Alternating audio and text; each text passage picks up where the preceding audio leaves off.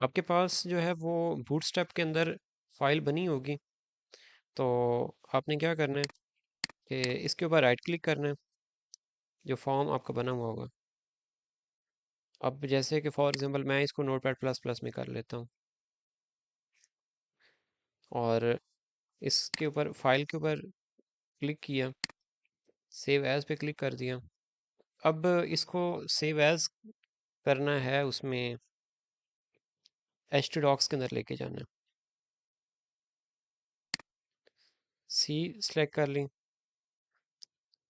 उसके बाद जैम वाला फोल्डर सेलेक्ट कर लिया, उसके बाद जो है वो एच टी डॉक्स,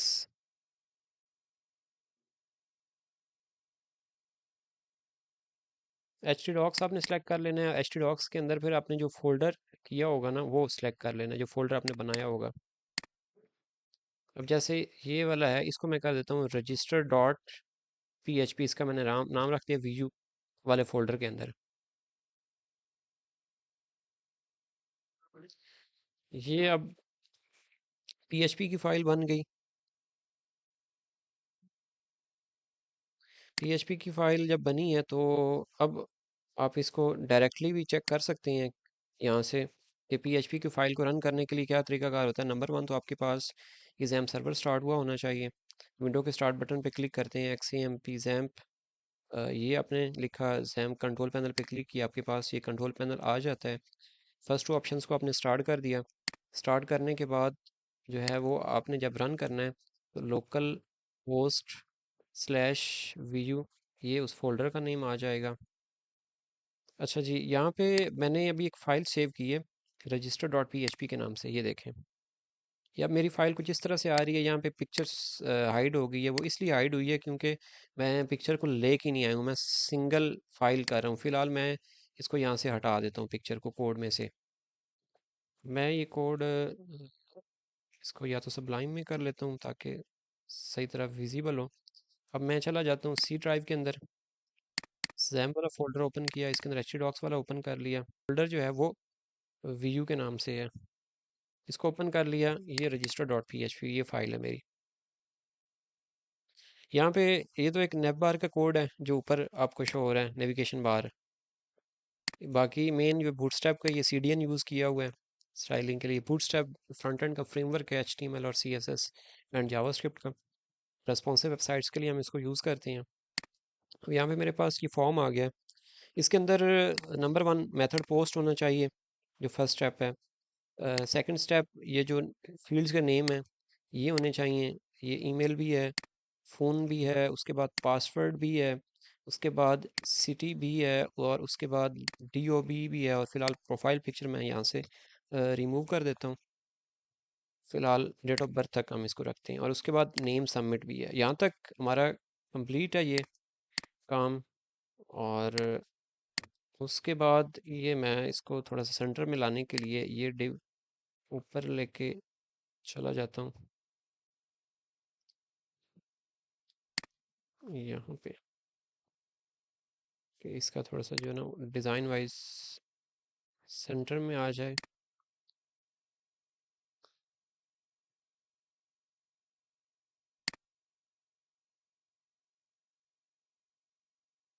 सेंटर में आ गया। तो अब नेक्स्ट क्या होगा, यहाँ तक ये एचटीएमएल का काम कंप्लीट हो चुका है। यहाँ पे जब एचटीएमएल का काम यहाँ पे कंप्लीट हो गया तो अगला काम ये होगा कि हमने जो है ना वो पीएचपी का काम करना है। पीएचपी का नीचे कर लें ऊपर कर लें, एक ही बात है, जिधर मर्जी आप उसको स्टार्ट करें। यहाँ पे मैंने जैसे स्टार्ट किया, बेशक आप इधर स्टार्ट कर लें, नहीं डिव के अंदर। यहाँ पे मैंने पीएचपी का ओपनिंग सिंटैक्स लिखा,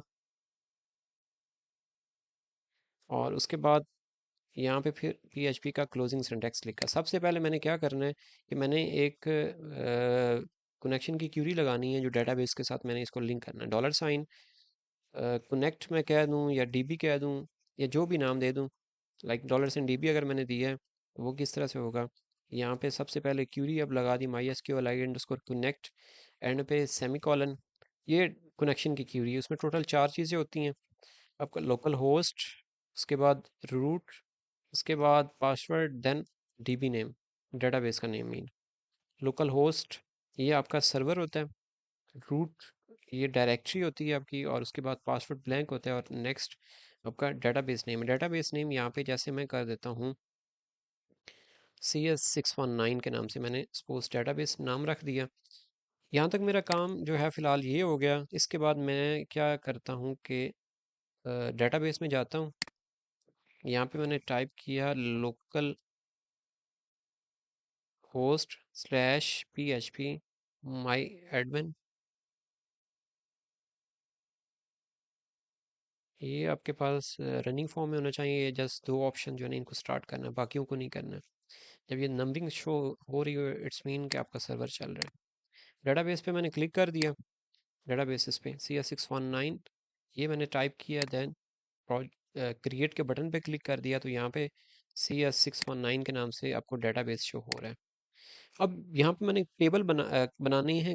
टेबल बनाना है। टेबल के अंदर मैंने कॉलम्स रखने हैं। कॉलम्स इतने होने चाहिए जो जितनी ये फील्ड्स हैं। नेम, ईमेल, पासवर्ड, कितने 1 2 3 4 5 एंड 6।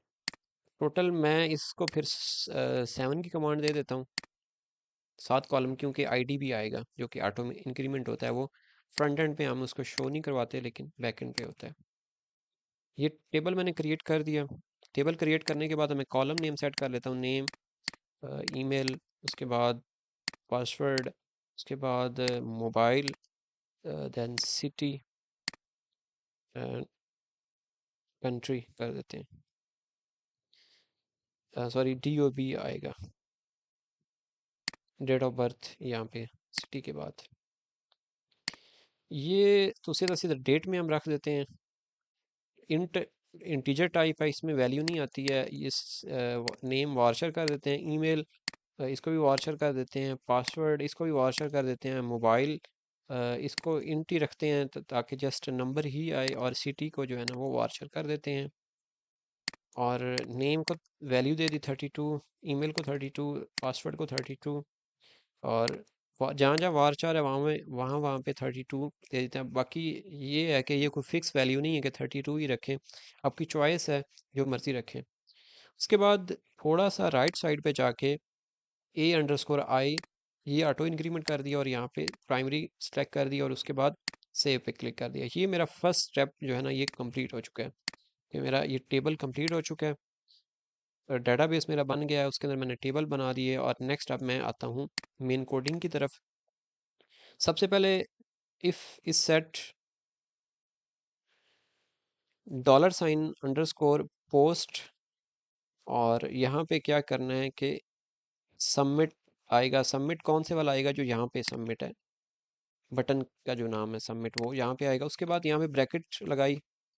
ब्रैकेट के बाद अब मैं यहाँ पे वेरिएबल डिक्लेयर करता हूँ। वेरिएबल कौन से आने चाहिए? जो ये इनपुट फील्ड्स है ना, इनके जो नाम है वो यहाँ पे अब मैं डिक्लेयर कर रहा हूँ। Name, email, phone, password and city, then DOB। ये सेम होनी चाहिए, इनमें चेंजिंग नहीं होनी चाहिए। सेम नाम होने चाहिए as it is.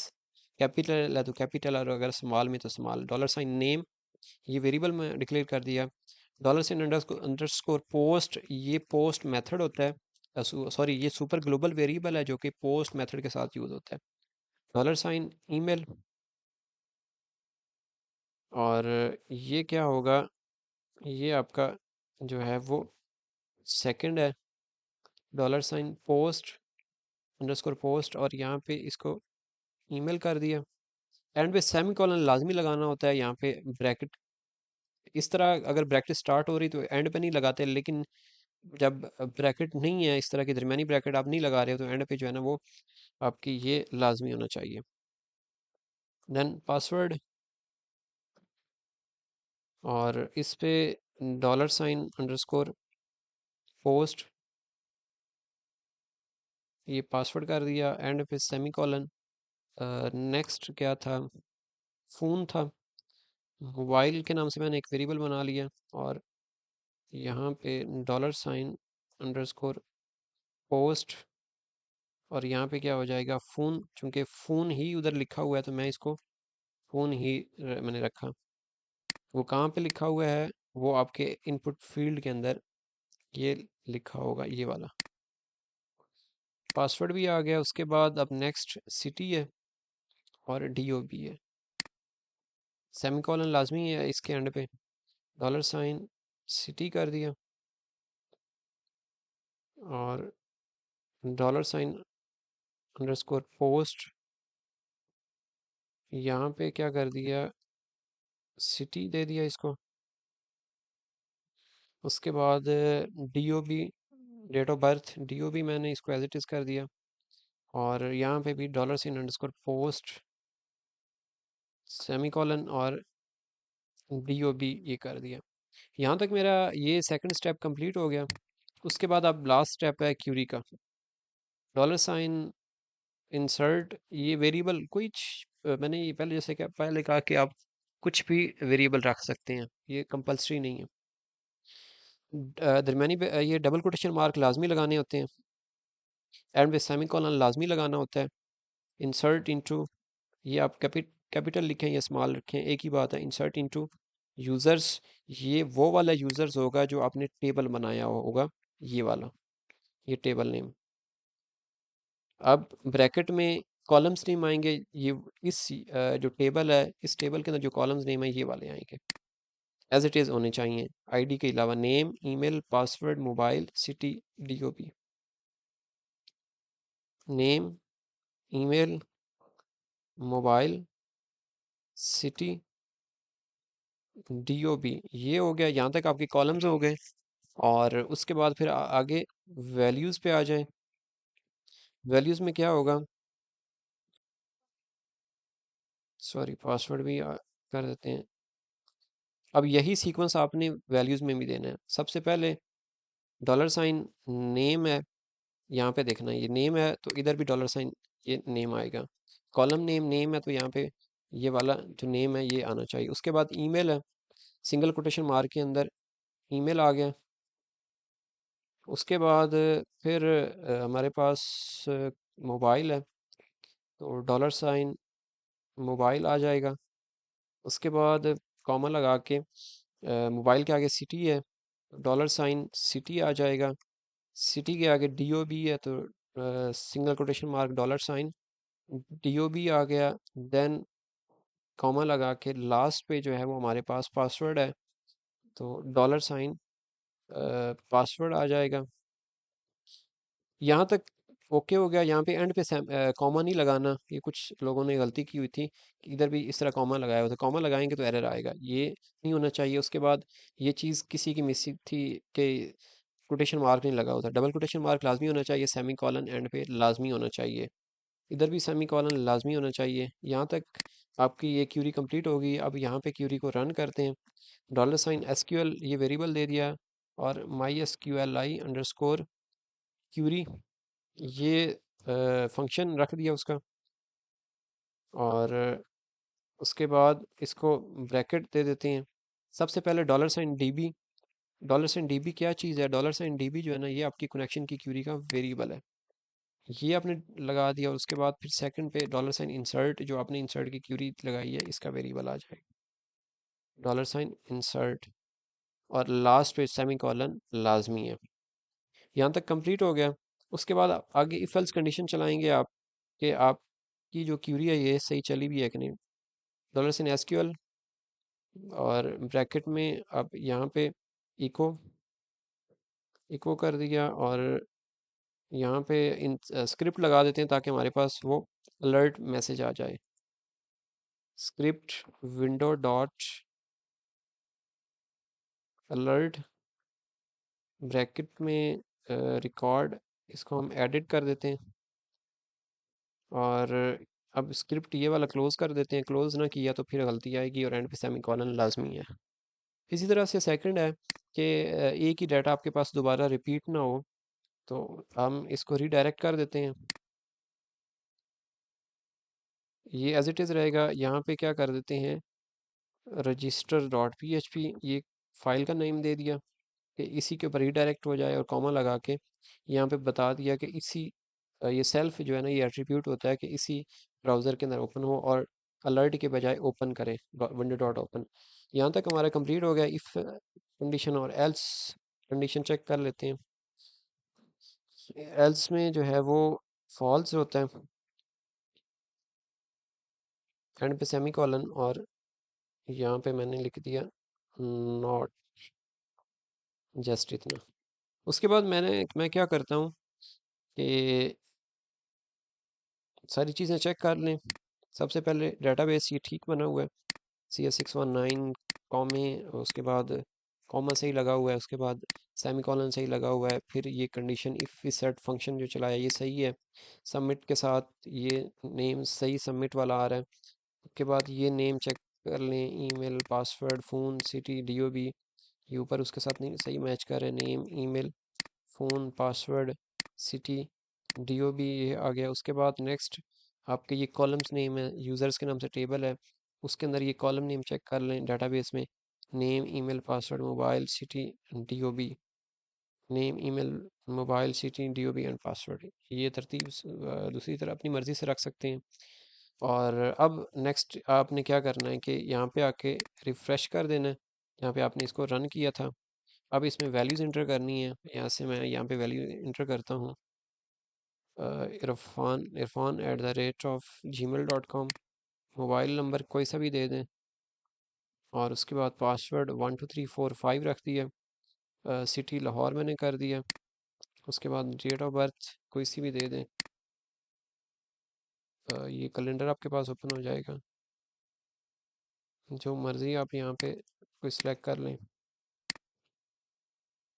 Date of birth. उसके बाद सबमिट पे क्लिक किया, मैसेज आएगा रिकॉर्ड एडिट, ओके कर देना है। ओके करने के बाद ब्राउज़ पे आ जाना है यहाँ पे, तो ये आपके पास वैल्यू आ चुकी होगी, ये वाली।